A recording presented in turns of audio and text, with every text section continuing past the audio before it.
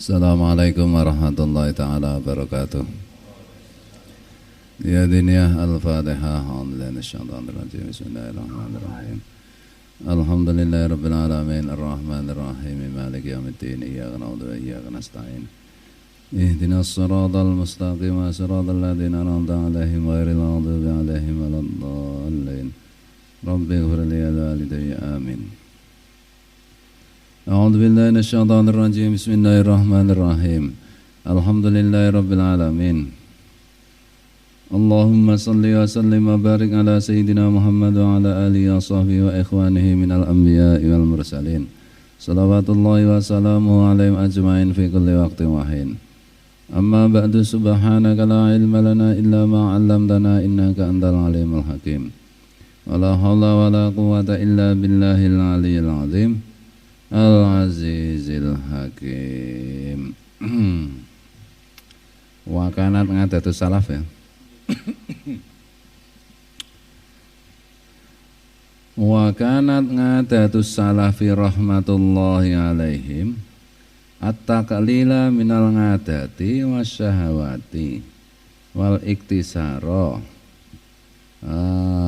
minal a'malis sholihati fi ramadana bil khususi. Wa in kana dzalika ma'rufan min siyarihim fi jamil awqati.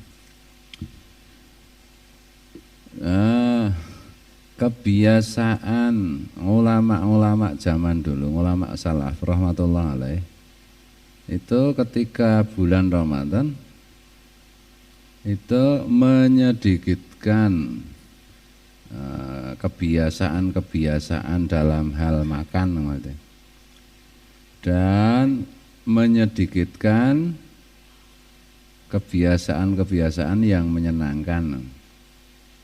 Jadi kalau ulama-ulama salaf itu kalau bulan Ramadan itu mengurangi makanan dibandingkan bulan-bulan sebelum Ramadan. Kemudian kalau memiliki kesenangan tertentu itu yang biasa dilakukan di bulan Ramadan, itu pada bulan Ramadan tidak dilakukan.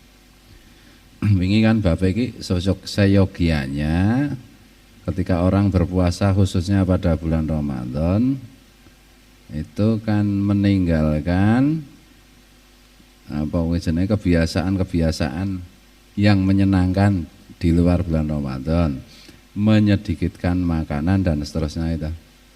Nah, ini sekarang para ulama zaman dulu, ulama salaf rahmatullah alaihim, itu memang pada bulan Ramadan kebiasaannya adalah menyedikitkan makanan dari biasanya,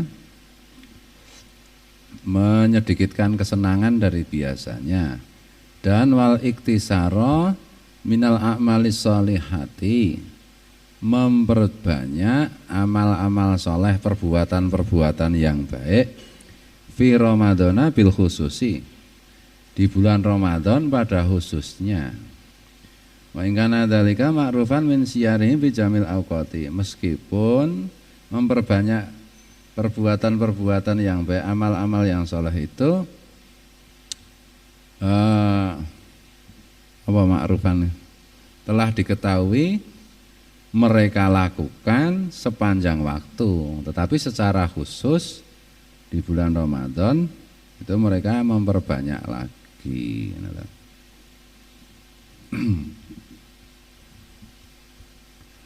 Bismillahirrahmanirrahim. Ini kan jenenge kamera di atas kamera, apa begitu? Janjane awake dhewe itu kan tiap hari ya di handycam ini karo malaikat iki. Ya ta, nek malaikat kan ra butuh payung. Iki kan nganggo payung. Lampune kayak payung, ra butuh lampu, ra butuh kamera gitu. Nah, nanti kira-kira ya wallah alam di akhirat nanti yang disebut dengan catatan ya kira-kira rekaman dalam bentuk tulisan maupun dalam bentuk audio visual gitu.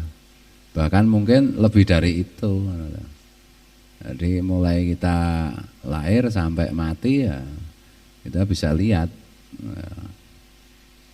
disuruh melihat apa yang sudah kita lakukan. Karena kita berbuat dosa, kemudian kemudian istighfar, kemudian oleh Allah itu diampuni, itu bagian itu dihapus, di-delete, nah lho.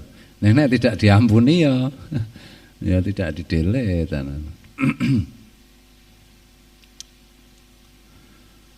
Wa min adabihi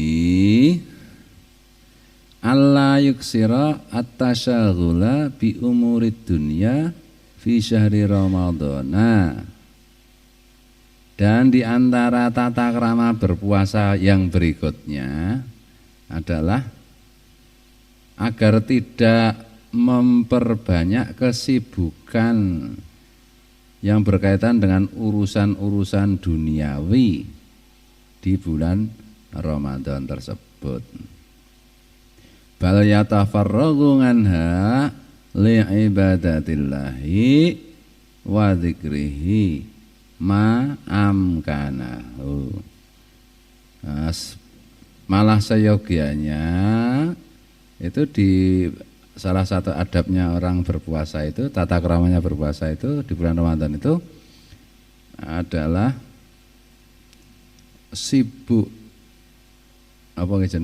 adalah mengosongkan dari urusan-urusan duniawi untuk beribadah kepada Allah dan untuk mengingat Allah selagi memungkinkan untuk hal tersebut. Iki posone para wali kaya jadine iki. Nek awake dhewe iki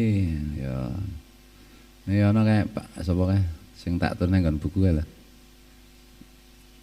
Penjual sate Nokromo itu Pak Wahadi, nek bulan Ramadan dah buka. Nek bulan-bulan tidak Ramadan seperti ini tiap hari nabung. Misalnya sehari penghasilannya laba bersih 50.000. Nah, itu nanti yang 5.000 apa 10.000 ditabung untuk persiapan nanti bulan Ramadan, karena selama bulan Ramadan tutup libur nah kita. Nah, nanti nek wis bodol hari raya itu buka lagi. Ya, alasannya ben iso nggo ibadah. Nah, ya ada juga yang mengamalkan seperti itu ya. Jadi Pak Wahdi itu isirah sing kerep nang Nokromo so. Pak Wahdi kan masih hidup tuh ya.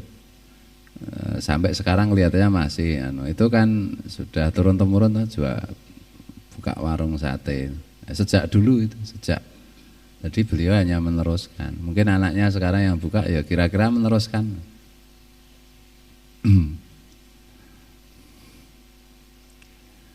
Saiki iki malah ustaz-ustaz itu biar puasa harus rajin bekerja. Oh, ngono ta. Ya apik wae mbangane turu apik sih. Ngono ta. Tapi janjane kuwi ya tidak seperti puasanya ulama-ulama yang hebat-hebat itu. Ngono. Biar puasa harus tetap produktif, ya produktif di bulan lain kan masih bisa nemeng urusan dunia ta. Lah kapan le produktif akhirat? Nek dikejar kerja itu kan juga ibadah. Lah ya memang sebagian kerja itu ibadah dengan syarat-syarat tertentu kan ta? Syarat tertentu itu apa? Ya kalau itu menjadi jalan mencari rezeki. Nah, kita bekerja sampai dengan kita memperoleh rezeki yang kita butuhkan sehari itu masih ibadah. Selebihnya itu ya mubah, bukan ibadah. Maksudnya sehari Pak Wan itu ongkos rumah tangganya 30.000 misalnya. Ya, Pak Wan kerja pagi-pagi macul. Nah, sehari misalnya 40.000 gitu. 8 jam misalnya 40.000. Nah, kira-kira berapa jam itu sampai angka upah 30.000 itu masih ibadah. Nah, setelah itu mubah. Nah, itu dari segi apa kuwi jenenge income atau penghasilan. Ada dari segi kemanfaatan nanti ada hitungannya lagi. Kalau ibadah, kalau pekerjaan itu memberikan manfaat kepada orang lain, lebih khusus lagi manfaat ukhrawiyah, nah itu ibadah. Nah, Tapi sebaliknya kalau itu merugikan orang lain atau melanggar peraturan agama, nah itu menjadi maksiat. Nah, jadi tidak semua jadi tetap harus teliti, jangan asal-asalan kalau tiap kerja mesti ibadah ya belum tentu. Nah, gitu.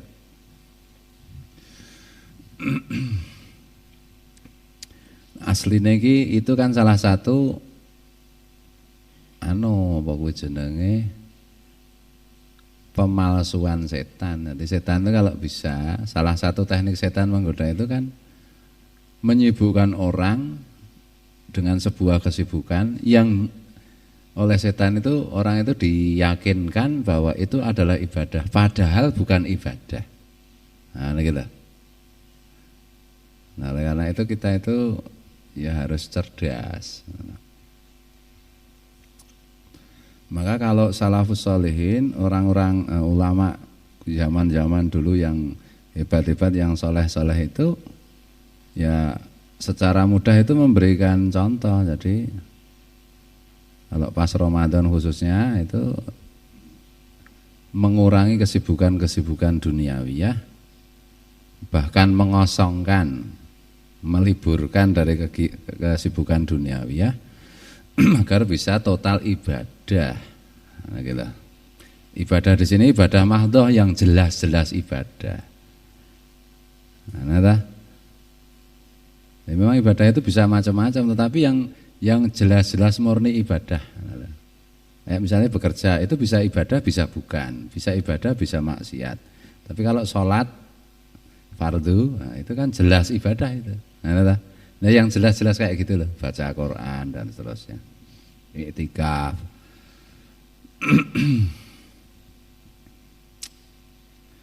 Bismillahirrahmanirrahim. Wala yadkhulu fi syai'in min asghalid dunya illa in kana daruriyan fi haqqihi au fi haqqi man yalzamhu alqiyamu bihi minal yali wa nahwihim. Dan tidak pernah para ulama zaman dulu itu tidak pernah memasuki sesuatu di antara kesibukan-kesibukan duniawi kecuali sekedar yang darurat mengenai haknya atau mengenai hak orang yang menjadi tanggung jawabnya, yaitu keluarga dan yang sejenisnya. Jadi kalau tidak bisa, tidak harus bekerja, itu ya sekedar aja, sekedar kebutuhan, tidak lebih, tidak kurang. Gitu. Saiki wis angel banget nek dikandani wong ini gitu. Kebanyakan orang ini saiki terutama orang Indonesia. Jadi seolah-olah tujuan hidup itu mengumpulkan harta sebanyak-banyaknya. Itu secara umum seperti itu. Jadi bahkan nanti aktivitas lain itu ukurannya juga itu. Misalnya ngaji. Kamu berangkat ngaji ke pondok Raudhatul Fatihah sudah berapa tahun? 3 tahun. Secara ekonomi kamu meningkat enggak? Itu ukurannya. Kamu tiap malam Senin ikut majelis untuk durar itu, hadir di majelis untuk durar itu. Dulu sudah berapa tahun kamu? Ya 5 tahun. Dulu naik apa? Sepeda. Sekarang naik sepeda. Itu berarti ya, seolah-olah semuanya itu untuk itu. Ya ta? Membuat majelis zikir, ya ta? Untuk itu. Membuat majelis opo lagi, sukses cara bisnis Islami dan seterusnya, seolah-olah semua tujuan cuma mengarah ke itu. Sukses tidaknya diukur dari situ, ya toh. Nah itu tertipu itu namanya seperti itu. Dan kebanyakan gagal masalah ini. Karena loh, nek kebanyakan berhasil masih lumayan, atau kebanyakan cuma gagal. Jadi bukannya tambah duitnya tapi tambah kerenya lagi guys, cilaka tau. Dunia akhirat naudzubillahi min dzalika. Nanti santai aja. Zaman sekarang kok santai ya mesti dibantah. Wis Pak Men dibantah terus. Pak Men iki nek omongane kiai, omongane ulama iki piye carane digoleki celahe untuk dibantah. Kaya nggon ayat mau lho. Ya ta? Setan ki ngandani dibantah ngene. Dadi ki akhire ming ra nggugu, ming ra manut. Akhire ra temandang apa-apa, ngerti-ngerti mati ngono ta. Bismillahirrahmanirrahim. Itu kan namanya hubud dunia. Hubud dunia yang paling menjijikkan itu nek nang kategori Imam Al-Ghazali kan suka harta benda itu hubud dunia yang paling rendah, yang paling menjijikkan. Itu hubud dunia kan harta. Kemudian yang kedua itu tahta. Kayak wong Jawa kan lho. Tahta itu rada alus lah. Ning ya tetap dunia itu.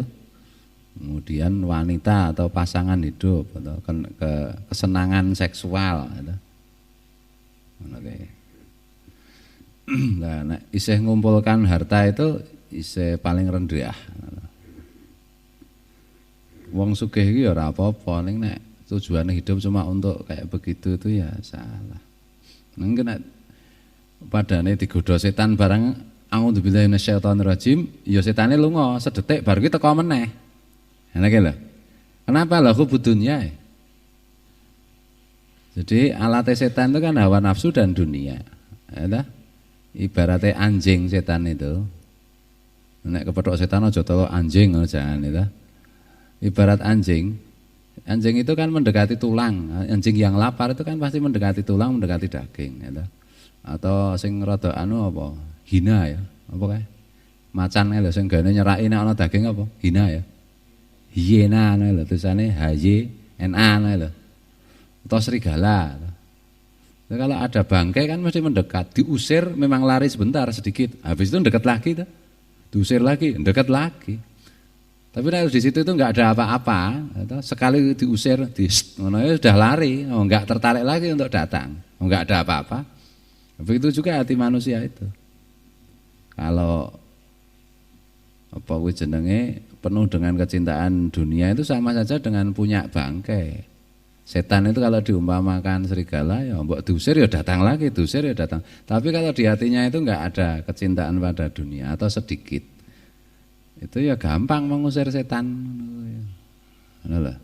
Iki gambarannya Imam Al-Ghazali itu kira-kira seperti itu 1000 tahun yang lalu.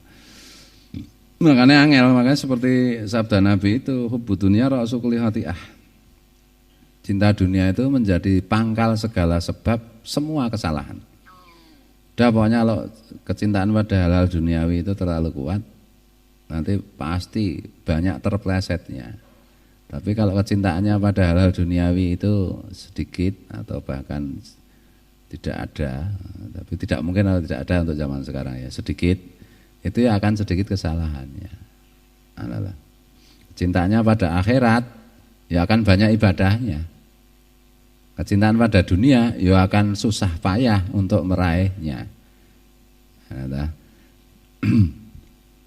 nanti lama-lama itu terus melanggar aturan agama dalam mengumpulkan harta benda itu, mengumpulkan dunia itu, melanggar agama menjadi tidak apa-apa, enggak apa-apa kan ngono ta?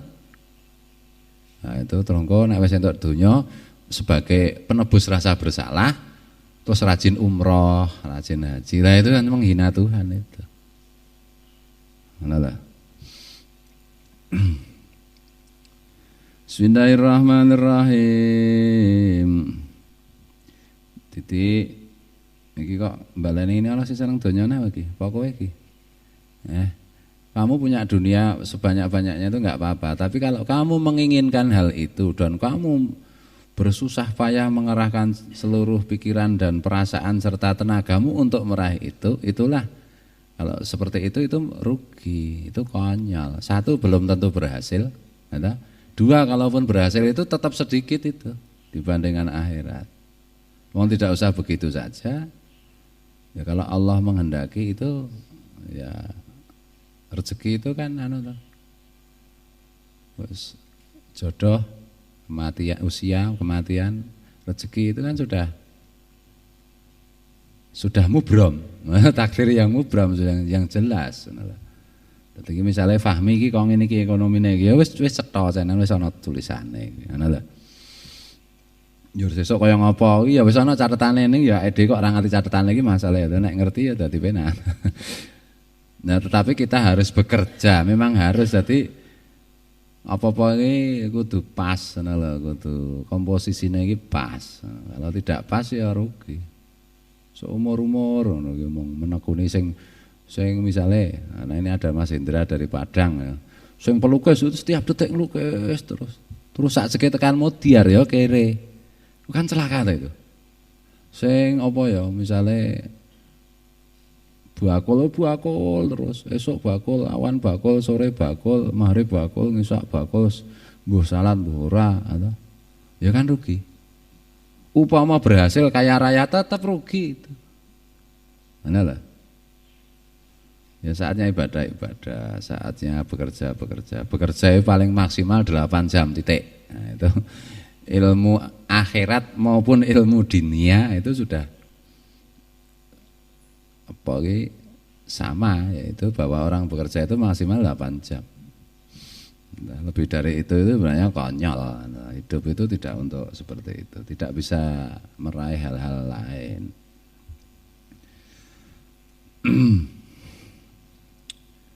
100 orang bekerja rutin, rajin, tekun, 50 orang nanti berhasil sesuai keinginan dan cita-citanya. Yang 50 orang gagal.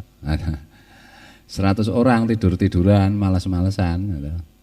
Yang 50 orang ya memang tetap kere, ya turu-turu. Yang 50 orang ya keinginannya tercapai, hal-hal yang duniawi itu. Jadi letaknya kan bukan masalah apa kuwi jenenge bekerja keras atau bekerja lemah. Jangan tiru-tiru orang yang tidak percaya kehidupan akhirat. Mereka ya pancen wis kerja keras total semacam, ya. Engko nek mati ya rugi. Ya. Kita kan orang beriman itu ya nomor 1 menjaga iman, melaksanakan iman, ya. Nomor 2 untuk kebutuhan hidup ya kita memang iman kita menyuruh kita untuk bekerja secara proporsional. Nah, kira-kira kayak begitu. Bismillahirrahmanirrahim. Wadzalika li'anna syahra ramadhana fi syuhuri bimanzilati yaumil jumu'ati fil ayyami. Yang demikian itu karena bulan Ramadan itu di antara bulan-bulan yang lain kedudukannya seperti hari Jumat dibandingkan hari-hari yang lain. Ya, pernah tak tulis nanggon tidak awali nanggon buku Islam itu gampang, keistimewaan hari Jumat. Ya, kita sudah membahasnya berkali-kali. Jumat itu adalah Sayyidul Ayyam, rajanya hari-hari. Hari rayanya orang Islam itu hari Jumat nomor 1. Hari Jumat itu melebihi hari raya Idul Fitri dan Idul Adha.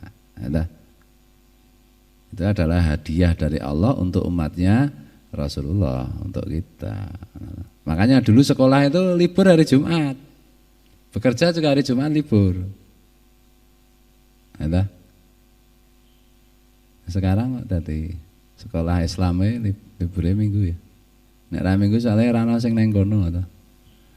Padahal kan biyen Jumat. Nah, kalau Minggu itu kan di barat, memang ibadah mereka kan kebanyakan mereka orang Nasrani, ya ibadahnya kan hari Minggu. Ya pas libur hari Minggu. Dan di Indonesia mayoritas Islam kok libur hari Minggu piye to? Hari Jumat itu ora termasuk tanggal merah ya. Kecuali tanggalane margi. Orek abang kabeh. Padahal itu kan lebih besar daripada hari raya Idul Fitri maupun Idul Adha. Nah, bulan Ramadan itu dibandingkan bulan-bulan yang lain ya seperti hari Jumat dibandingkan hari-hari yang lain. Sing libur hari Jumat iki mung kene Mahasin ya. Nyambut kene Jumat mah prai gitu.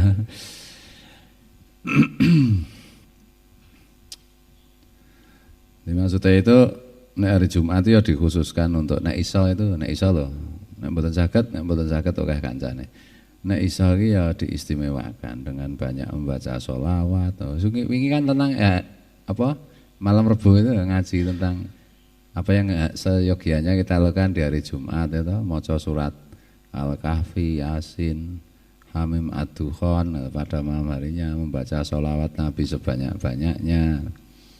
Kemudian membaca surat Kulhu sebanyak-banyaknya. Ya dah. Kalau bisa paling tidak 200 kali bacaan Kulhunya. Kulhu. Jadi janjane iki ngono kuwi janjane. Fayam bagi lil mu'mini ayyajala yauma jumu'atihi wa syahrahu hada li akhiratihi khususon. Maka seyogyanya bagi orang yang beriman menjadikan hari Jumatnya dan bulan Ramadannya untuk akhiratnya. Jadi aktivitas untuk akhirat secara khusus. Meskipun tiap hari juga kita beraktivitas untuk akhirat, karena memang tujuan hidup di dunia itu untuk menuju kesuksesan akhirat. Tapi lebih dikhususkan lagi menurut Syekh Alawi, Syekh Abdullah bin Ali Al-Haddad.